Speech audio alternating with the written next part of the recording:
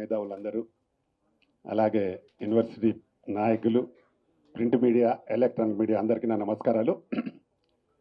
నేను first time అంటే BC సంఘం వరకే ఉండి జేఏసీలో మాట్లాడడం ఫస్ట్ టైం.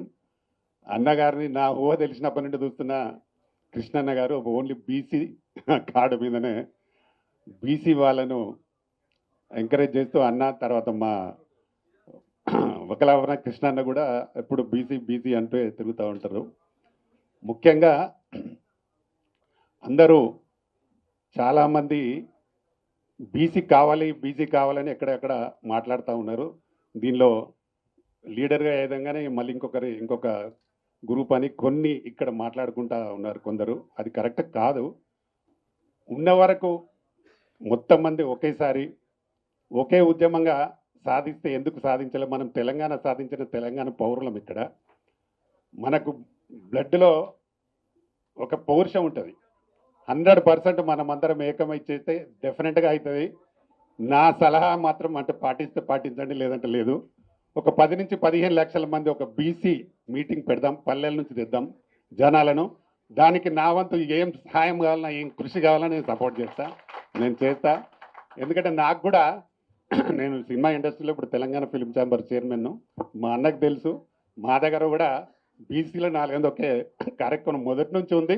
నేను తట్టుకొని నిలబడి ఈ రోజుకి 43 సినిమాలు తీసిన నేను. మా అన్న కూడా ఎంతో కష్టపడి చాలా సినిమాలు తీసినాడు. మాలాంటి వాళ్ళని ఇంకా తొక్కాలని చూస్తున్నారు. నిన్నగాక మొన్న నేను ఒక మల్లో ఉద్యమం చేసిన. అంటే మనము ఎంత అనగదొక్కితే అంత పైకి లేస్తే మనల్ని ఎవరు ఆపే వాళ్ళు ఉండరు.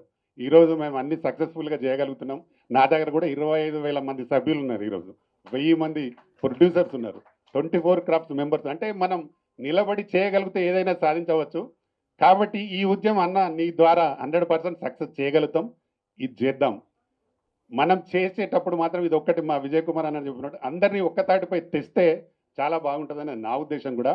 ఎందుకంటే సాధించే ముందు ప్రతి వాళ్ళు కొందరు డెఫినెట్గా కొందరిని పక్కకి లాగాలి అంటే ఇంట్లో కొంత పెత్తందారి వాళ్ళే చేస్తూ ఉంటారు. నేను మెదక్ జిల్లా సెంట్రల్ బ్యాంక్ కోఆపరేటివ్ చైర్మన్ చేసిన, సర్పంచ్ చేసిన, చాలా పోస్టులు చేసిన నేను.